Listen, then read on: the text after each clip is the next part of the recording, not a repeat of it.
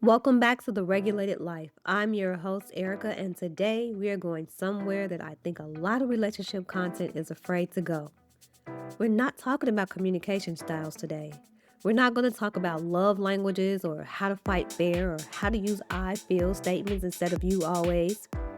Not because things don't have value, but because in my work as a hypnotherapist, breathwork facilitator, and somatic trauma coach, I've watched people master every single one of those skills and still end up in the exact same fight, in the exact same position, wondering what is wrong with them. Nothing is wrong with them. Something is happening in them. And that's what we're going to talk about today. Today, we're going inside the most misunderstood relationship dynamic I encounter in my practice. What researchers call the pursuer withdrawal cycle, and what I call the cat and mouse myth. In my world, the pursuer is the seeker and the withdrawer is the bunker. And by the time we're done today, I want you to understand both of them from the inside out, not just behaviorally, but biologically. Because here's the truth that most relationship content won't tell you. The loop you're caught in is not a communication problem. It's a nervous system problem. And the body has to come first. So if you're a seeker, if you're the one who pursues, who follows, who needs to resolve things now, this episode is going to explain why in a way that finally makes sense of something you've probably been shamed for your entire life.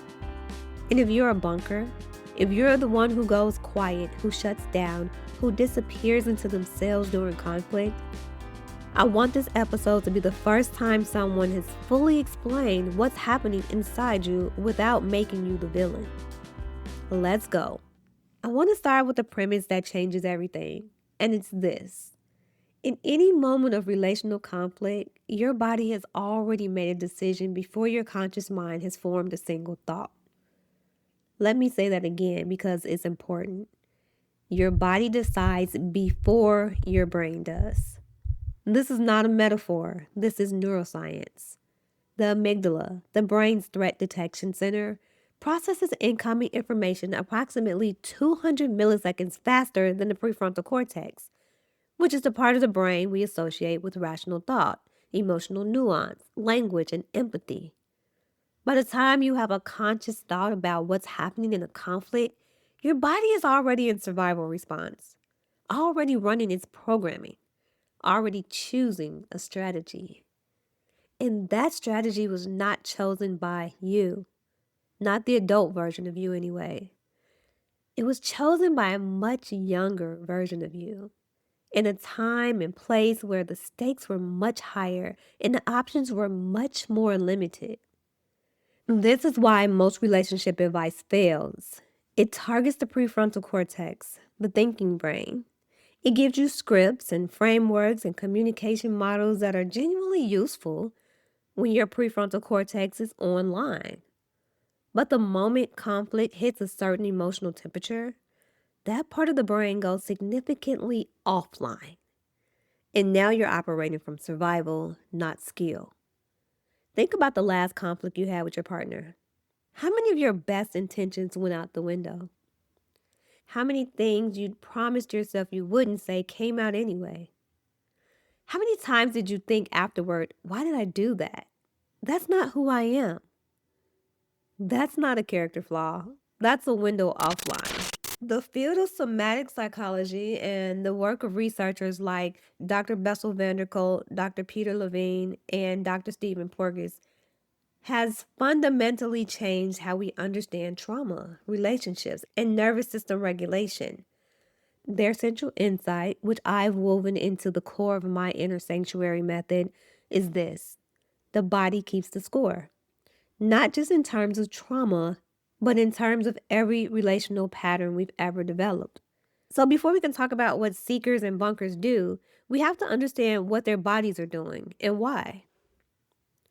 I want to take a few minutes here to give you some science. Not because I want to lecture you, but because understanding this has been genuinely life changing for the clients I work with. When you understand why your body does what it does, the shame starts to lift. And shame is one of the biggest obstacles to change. Dr. Stephen Porges developed something called polyvagal theory, which describes the three states of the autonomic nervous system, the part of your nervous system that runs automatically, outside of your conscious control. The first state is the ventrovagal state. Now, this is the social engagement state. When you're here, you feel safe, present, connected. You can make eye contact, read facial expressions, tolerate emotional complexity. You can have a productive conversation even when it's hard. This is where all the communication skills work. This is the state you're in when you're not in conflict. The second state is the sympathetic state. This is fight or flight.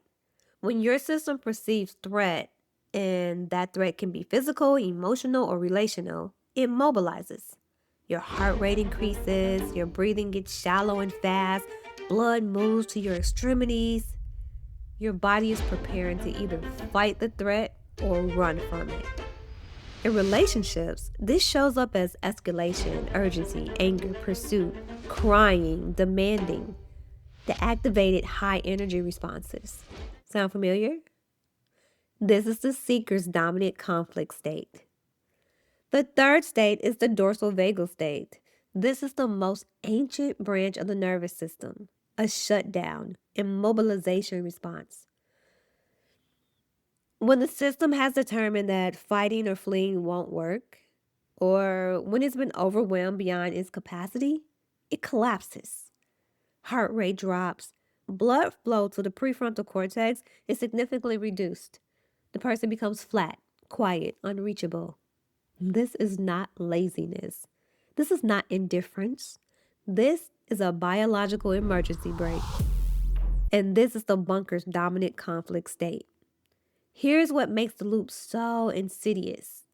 The seeker's sympathetic activation, their urgency, their energy, their pursuit, reads to the bunker's nervous system as a threat, which pushes the bunker deeper into dorsal vagal shutdown.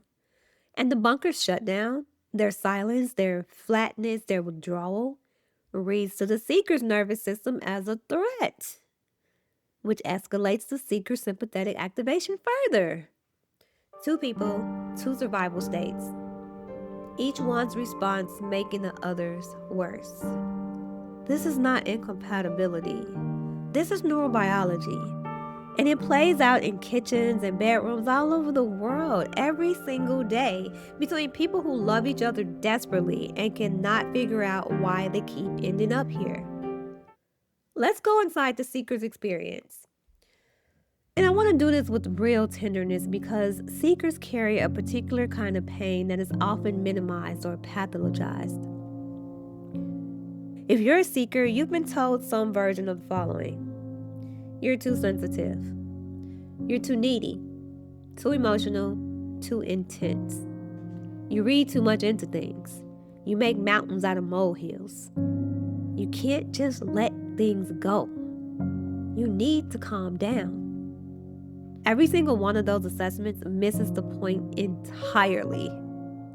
The seeker's pattern, the urge to pursue, to reach, to follow, to resolve, is not a personality defect.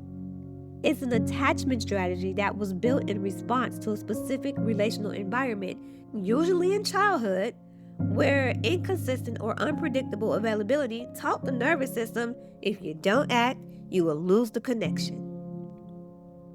Maybe love in your home was warm sometimes and cold other times, and you could never predict which one you'd get.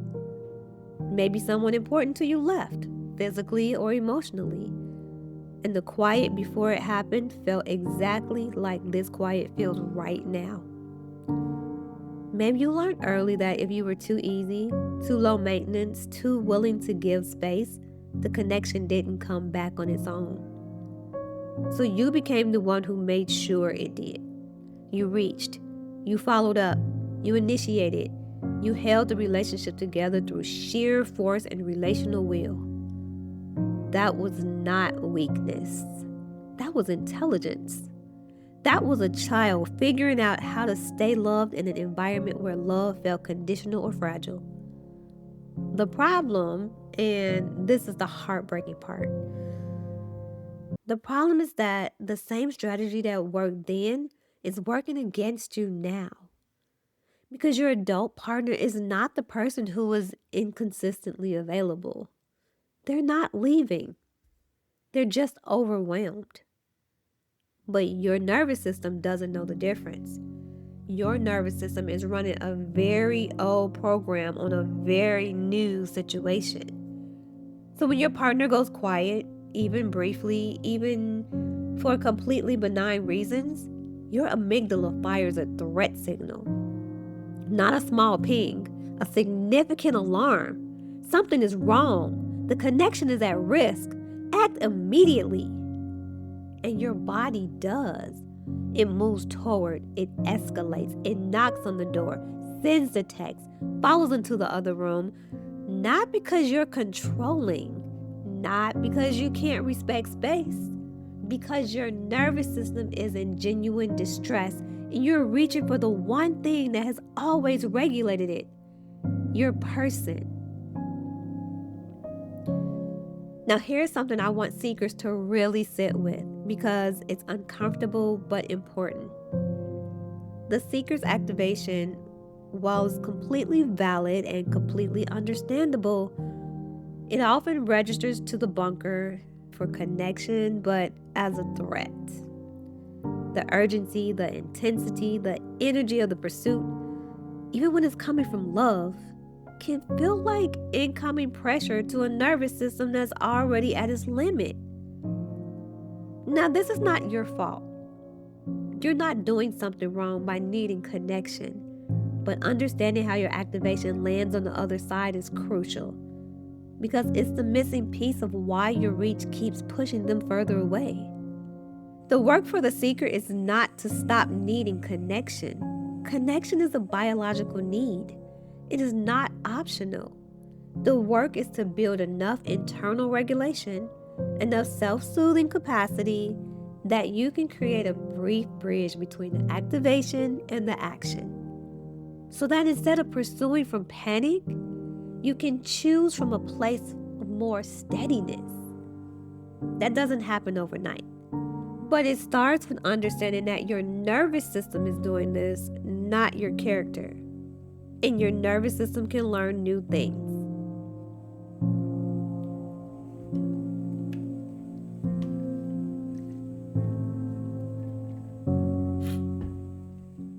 Now let's go inside the bunker.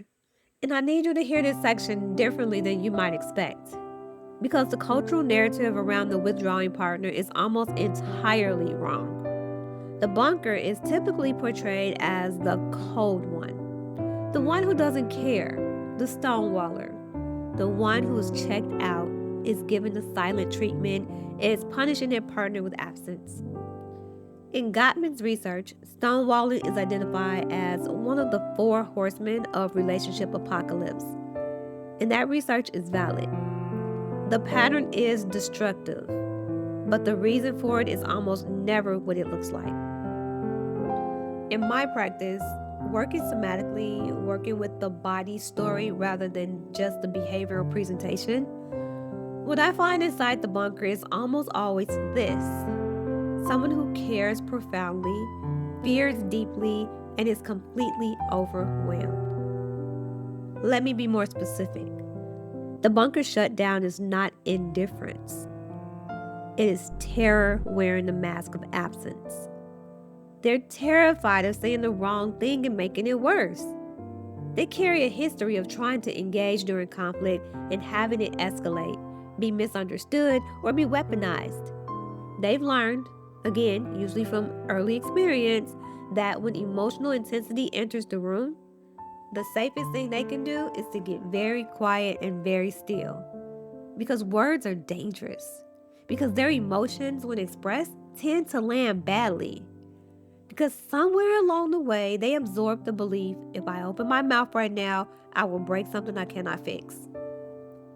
They go silent, not to hurt, to protect both themselves and the relationship from the version of them that comes out when they're overwhelmed and unregulated. And then something happens that makes everything worse. They shut down, and their partner escalates in response to the shutdown. And now the bunker is sitting inside, which feels like a storm of incoming emotion, unable to process any of it, feeling like a failure, watching their partner suffer, wanting desperately to help, and being neurologically incapable of doing so in that moment. And then comes the shame. The deep, quiet shame of, I am letting them down again. I'm not enough. I cannot show up the way they need me to. I'm the problem. And shame, neurologically, is one of the most dysregulated states a human being can be in. It does not motivate change. It deepens the shutdown because shame activates the same dorsal vagal freeze response that created the problem in the first place. So the bunker gets more frozen, and the seeker escalates further in response, and the loop tightens. I want to say something to every bunker who is listening or whose partner is going to send them this episode. You are not broken. You are not cold. You are not emotionally unavailable in some permanent, unfixable way. Your nervous system learned to protect you, and by extension, the relationship, by going quiet. That was a reasonable response to something. It just doesn't belong here, in this relationship, with this person who is not the threat your body believes them to be.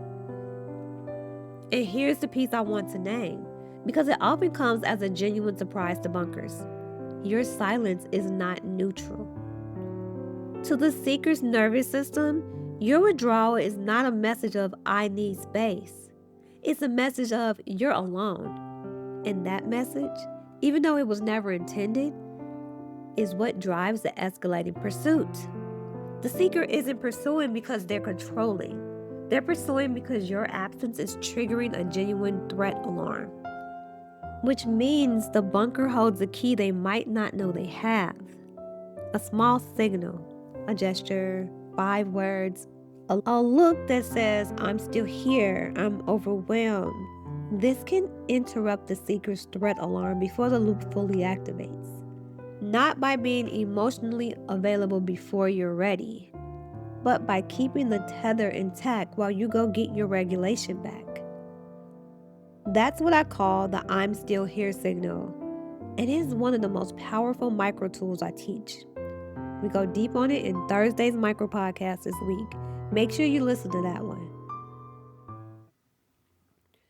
I want to walk you through the spiral in slow motion because I think most people understand it conceptually, but have never seen it mapped out beat by beat. And seeing it clearly is what creates the space to interrupt it. It's Wednesday evening. Nothing dramatic has happened.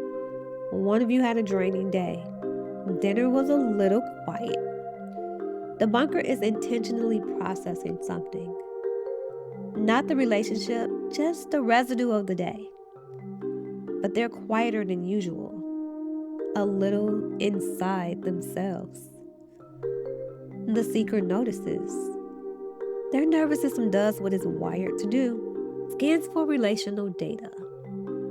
And it quiet registers as something is off. A small activation begins.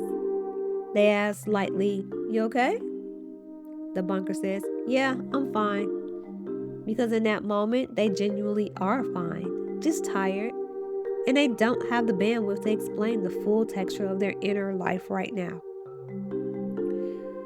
To the seeker, I'm fine when someone is clearly not fully present sounds like a door closing. The activation increases. They try again. You seem distant. Did something happen? Now the bunker feels perceived, watched, questioned, assessed. Their system registers the same scrutiny as pressure. They pull back a little more. Maybe they pick up their phone. Maybe they move to another room. The seeker's nervous system now registers this as a significant threat signal. They follow. Can we just talk? I just want to know what's going on. The bunker, whose system is now fully flooded with the combination of their own processing needs and the incoming relational pressure, says something clipped. I just need some space, okay? Or says nothing at all. And now we are in it, fully. The seeker is activated and pursuing. The bunker is overwhelmed and retreating. Both of them feel completely alone. Both of them are doing the only thing their nervous system knows how to do. And from the outside, it looks like one person who won't engage and one person who won't let up. From the inside, it's two terrified people running in opposite directions from the same thing they both want: safety. This is the cat and mouse myth. There is no cat. There is no mouse.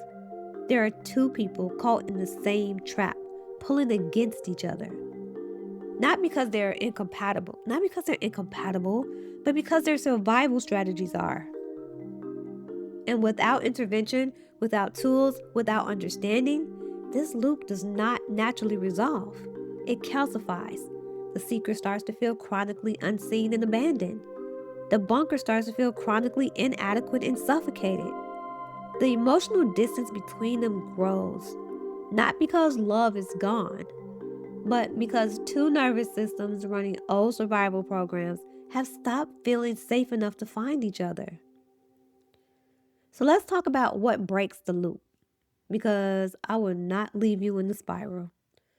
The answer, and I want to be very clear about this, is not better communication skills. I know that's not what you expected to hear from a relationship coach, but I've watched too many people invest in communication training and still fall apart in conflict because the tools they learned live in the part of the brain that goes offline the moment your body enters survival mode. You cannot access what you cannot reach. The answer is regulation first, relating second. What does that actually mean? It means that before any productive conversation can happen, before any repair, any understanding, any resolution, both nervous systems need to be in a state of sufficient safety, not perfect calm, not emotional flatness, just regulated enough that the prefrontal cortex can come back online and do its job. For the seeker, this means building a self-regulation capacity that doesn't depend entirely on the bunker's response. It means having somewhere for the activation to go that isn't towards the partner. A breath practice, a somatic anchor, a self-soothing protocol that tells the body, I can tolerate this moment. I am not in danger. I can choose my next move. For the bunker, this means two things. First, learning to recognize the approach of overwhelm before full shutdown. Because the window of opportunity is narrow. Once the dorsal vagal state is fully activated, coming back online takes time, sometimes 20, 30, 45 minutes. But before that threshold, there's still access, still a choice, and a small signal to the partner in that window can change the entire trajectory of the conflict. Second, giving themselves permission to take space without being an act of abandonment. And this requires agreement, a shared protocol built during the calm that both partners understand and trust. When the bunker takes space within the structure that the seeker has agreed to and understands, the seeker's nervous system can tolerate it. The silence has a container, an endpoint, a promise of return, and that changes everything. For the relationship, for both people together, this means creating what I call nervous system agreements, shared tools practiced in the calm that can be activated in the storm without negotiation. Because you cannot negotiate fair terms in the middle of a battle. You build the agreements when there's peace, so they're available when there isn't. This is the core of what I call the regulation room inside the inner sanctuary method. Before we can do any other healing work, before we address deeper wounds, the childhood patterns, the relational history, we have to build a floor of safety. You cannot renovate a house that's on fire. You put the fire out first, then you rebuild. I want to add one more layer before we close because I think it's important and often missing from these conversations. The seeker bunker dynamic doesn't come from nowhere. It has roots, deep ones. And while we don't need to excavate all those roots today, I want to name something. The loop is almost always an attachment story. Attachment theory, developed by John Bowlby and expanded by researchers like Dr. Sue Johnson, tells us that human beings are wired for connection from birth. We are not designed to be self-sufficient emotionally. We need other people. We need to feel securely attached to at least one primary person. Someone who is reliable, available, responsive, and caring. When that secure base is established in childhood, we grow up with a nervous system that knows how to tolerate disconnection without catastrophizing, how to ask for needs directly without panic, and how to receive repair after conflict without suspicion. But when that secure base was inconsistent, when the people we depended on were sometimes available and sometimes not, sometimes warm and sometimes cold, sometimes present and sometimes gone, our nervous systems built contingency plans. And those contingency plans became our adult attachment style. The seeker is almost always operated from what attachment researchers call an anxious attachment style, a style characterized by hypervigilance to relational cues, fear of abandonment, and an activated pursuing response to perceived disconnection. The bunker is almost always operated from what researchers call an avoided attachment style, a style characterized by self-resilience as a defense, discomfort with emotional vulnerability, and a withdrawing response to perceived overwhelm or pressure. And here's the piece that I think is profoundly important. Anxious and avoidant partners are extraordinarily common pairings, not because they're compatible in the easy sense, but because they're familiar to each other in the deep sense. The seeker's intensity feels like aliveness to the bunker, at least at first. The bunker's steadiness feels like safety to the seeker, at least at first. They fit together like puzzle pieces, and then the attachment patterns activate, and the fit starts to feel like a trap. Understanding this doesn't fix it, but it reframes it in a way that removes a tremendous amount of blame. You didn't choose this pattern consciously. You didn't sign up for the pursuer or the withdrawer. Your nervous system was wired this way before you had any say in the matter. And that means there's nothing wrong with you, and there's something workable here. If you have the right tool, there's something workable here if you have the right tools and the right support. Let me close with something I want every person listening to carry with them today. You are not in this loop because you're broken. You're in this loop because you're human, because you loved people in circumstances that required you to adapt. And you adapted brilliantly. The seeker adapted by reaching. The bunker adapted by retreating. Both of those adaptations made sense once. Both of them are costing you now. But adaptation is not destiny. The nervous system that learned to run this pattern can learn a different one.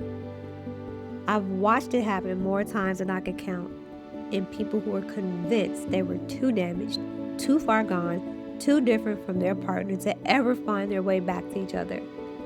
They found their way back, not because they became different people, but because they finally had a map of what was actually happening and tools that met the problem where it lived, in the body. Next week, we're going to go somewhere equally important. We're going to talk about what happens after the bunker door opens, because reconnection has its own landmines, and most couples don't know how to navigate the re-entry without triggering the whole thing again. Subscribe so you don't miss it. And if you're ready to do this work now, not eventually, not someday, but now, I want to invite you into the Stop the Spiral workshop. It's 60 minutes, it's live on Zoom, and it's $37, the price of a takeout dinner to reclaim your peace of mind. We're going to work through somatic regulation tools in real time, together, in a supported space. Not just information, experience. Because some things have to happen in the body to actually change the body. The link is in the show notes. If today cracked something open for you, please share this episode. You never know who in your world is caught in this loop and desperately needs someone to finally name what they're living. I'll see you next week.